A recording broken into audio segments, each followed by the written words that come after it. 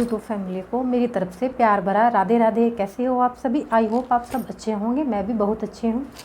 तो चलिए आज बात करते हैं जो बहुत ज़्यादा प्रश्न आ रहा था कि लड्डू गोपाल जी की सेवा कैसे करें। नियम नहीं पता है हमें कैसे लड्डू गोपाल जी की सेवा करनी चाहिए। तो चलिए शुरू करते हैं, लड्डू गोपाल जी की सेवा हम कैसे कर सकते हैं। व्लॉग शुरू करते हैं। व्लॉग शुरू करने से पहले अगर आपने मेरे चैनल को सब्सक्राइब नहीं किया है और आप मेरे चैनल पर नए हैं तो प्लीज़ चैनल को सब्सक्राइब और वीडियो को लाइक शेयर ज़रूर करें। तो पहली बात, अगर आप लड्डू गोपाल जी को घर में ला रहे हैं तो आपको पहले उनकी प्राण प्रतिष्ठा करानी है। अगर आप वो नहीं करा सकते तो आप किसी अच्छे मुहूर्त को देखिए, किसी पंडित जी से पूछिए, उनका पंच स्नान करवा सकते हैं। पंचामृत स्नान जो होता है आप उसको भी करवा सकते हैं। उससे आपके लड्डू गोपाल जी आप घर में बिठा सकते हैं। तो जब तक आप उनकी प्राण प्रतिष्ठा नहीं कराओगे, जब तक आप उनका पंचामृत स्नान नहीं कराओगे, तब तक आपके घर में लड्डू जी विराजमान नहीं होंगे। और जैसे ही पंचामृत स्नान कराया, उनकी पूजा वगैरह उनसे पंडित जी से कराए, उनसे पूछे हमें लड्डू गोपाल जी घर में बिठाना है।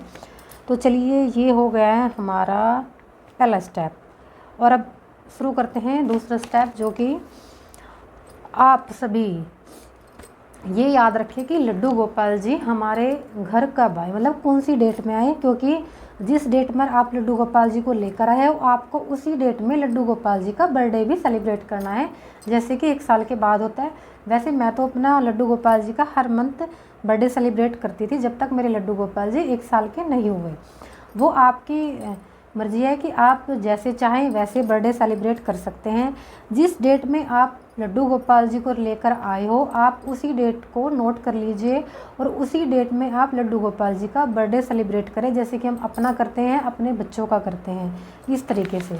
चलो सेकंड स्टेप हो गया। अब आ गया थर्ड स्टेप की तरफ। ये क्या है कि पहले आप उनके लिए भाव बनाएं कि आप उनको किस भाव में लेकर आए हो, या मतलब आप संबंध बनाएं, रिश्ता बनाएं उनके साथ कि आप उनके साथ कौन सा रिश्ता बनाना चाहते हो। जैसे जो मेरे लड्डू गोपाल जी हैं बड़े वाले, वो मैं अपने भाई के रूप में लेकर आई हूँ तो मैं उनको अपना भाई मानती हूँ। जो मेरे छोटे वाले लड्डू गोपाल जी उनको मैं अपने बेटे के रूप में लेकर आई हूँ तो उनको मैं अपना बेटा ही मानती हूँ। तो भाई बहन का जैसे रिश्ता होता है, लड्डू गोपाल जी के साथ मेरा वैसा रिश्ता है। उनको मैं डांटती भी हूँ, प्यार भी करती हूँ, गुस्सा भी करती हूँ, खिलाती पिलाती हूँ, जैसे बहन भाई रहते हैं वैसे। लेकिन इसके साथ साथ हमें ये नहीं भूलना है कि वो भगवान भी हैं हमारे रिश्ते के साथ साथ। चाहे हमने उनको अपना बेटा बना रखा है, हमने उनको अपना भाई बना रखा है, उसके साथ साथ वो हमारे लिए भगवान भी हैं। ये भी बात आपको ज़रूर से याद रखनी है। अगर आप भाई के रूप में लेकर आ रहे हो तो आप उनके भाई के रूप में आप उनकी सेवा करो। अगर आप उनको बेटे के रूप में लेकर आ रहे हैं तो आप उनकी बेटे के रूप में सेवा कीजिए। बस भाव रखिए कि हाँ लड्डू गोपाल जी हैं। और सबसे मेन बात क्या है कि अगर आप उनको बाल रूप में ले रहे हो तो कोशिश करें कि आप उनके साथ ज़्यादा से ज़्यादा टाइम लीजिए, क्योंकि वो बाल स्वरूप हैं, वो बच्चे की तरह हैं। जैसे अपने बच्चे को टाइम चाहिए होता है वैसे ही लड्डू गोपाल जी के साथ भी अपना टाइम दें ज़रूर। ये बात बिल्कुल याद रखिएगा। और चलिए अब आते हैं 4 स्टेप पे। ये 3-4 चीज़ें क्लियर हो गई हैं। अब मैं आपको बताती हूँ कि लड्डू गोपाल जी को हम स्नान रोज़ कराना चाहिए। जी हाँ बिल्कुल, आपको लड्डू गोपाल जी को रोज़ स्नान कराना है। आप उनको रोज़ स्नान कराइए, रोज़ अच्छे अच्छे वस्त्र पहनाइए, नए वस्त्र पहनाइए। नए वस्त्र का मतलब ये नहीं है कि आप रोज़ खरीद कर लाओ उनको नए वस्त्र पहनाओ, नहीं। आपको क्या करना है, आपको उनको धुले हुए साफ़ सुथरे ही कपड़े पहनाने हैं। ये नहीं है कि आज जो कपड़ा हमने पहनाया उसको बिना धुले हमने अगले दिन पहना दिया, नहीं, ऐसा नहीं करना है। लड्डू गोपाल जी का रोज़ स्नान कराएं, लड्डू गोपाल जी को अच्छे अच्छे वस्त्र पहनाएं, जैसे कि हम अपने बच्चों को पहनाते हैं, हम खुद पहनते हैं। ये याद रखें कि लड्डू गोपाल जी को फटे हुए कपड़े बिल्कुल ना पहनाएं, क्योंकि फटे हुए कपड़े लड्डू जी गोपाल जी को पसंद नहीं है, किसी को भी पसंद नहीं। खुद से लगो, अगर हम खुद फटे हुए कपड़े पहनकर बाहर जाएंगे या घर में भी पहनेंगे तो हमें कैसा लगता है। लड्डू गोपाल जी को ऐसे फटे हुए कपड़े ना पहनाएं। चलो अब ये हो गई सारी चीज़ें, 4 चीज़ें क्लियर कर दी मैंने। अब आते हैं 5वें स्टेप पर कि 5वां स्टेप हमारा क्या है।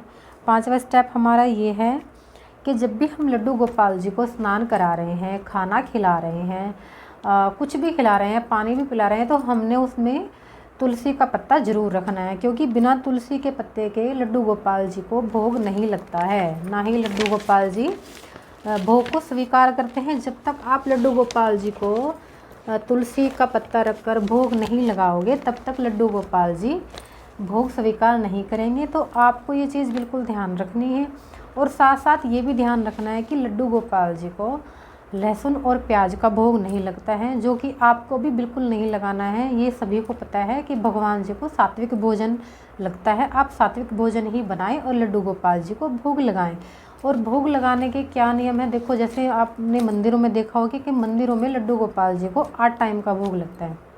अगर आप 8 टाइम का भोग नहीं लगा सकते हैं, आप 8 टाइम नहीं कुछ कर सकते हैं, तो आप 4 टाइम तो भोग लगा सकते हैं लड्डू गोपाल जी को। जैसे आप सुबह उठे, आपने नहाया धोया, सुबह 8:30 साढ़े 9 बजे के आसपास आप उनको एक भोग लगा दीजिए। उसके बाद आप 12 साढ़े 12 बजे के बाद उनको दूसरा भोग लगा दीजिए। हाँ, अगर आप बीच में उनको कुछ खिलाना पिलाना चाहते हैं तो आप खिला पिला सकते हैं। मैं तो अपने लाला को बीच में खिलाते पिलाते रहते, जो उनका मन होता है वो खाते रहते हैं।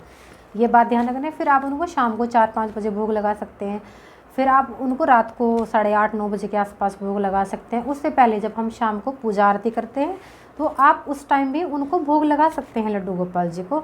आप जितना मर्जी चाहे, जैसा आपका मन चाहे उनको भोग लगाना है, बस उनको भूखा नहीं रखना है। और ये याद रखना है कि तुलसी पत्ता ज़रूर हो हर भोग के अंदर। यहाँ तक कि अगर आप लड्डू गोपाल जी को पानी भी पिला रहे हो तो पानी के अंदर भी होना चाहिए तुलसी पत्ता।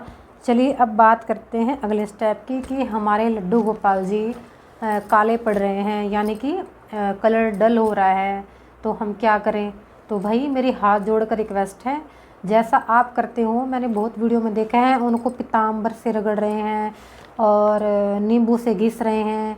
देखो भाई वो भगवान हैं, उनको ऐसे मत घिसो, उनके साथ ऐसा मत करो। हाँ, अगर आपके पास पाउडर नहीं है, देखो मेरे पास तो पाउडर है, मैं वृंदावन जाती रहती हूँ तो मैं उनके साथ उनको नहलाती हूँ तो वो वैसे ही चमक जाते हैं। तो प्लीज़ आप पीताम्बर वगैरह नींबू वगैरह से भगवान जी को मत घिसे। भाव रखे अपने मन में कि वो लड्डू गोपाल जी हैं, वो भगवान जी हैं। आप उनको चाहे किसी भी रूप में लेकर आ रहे हो तो ऐसी गलती ना करें।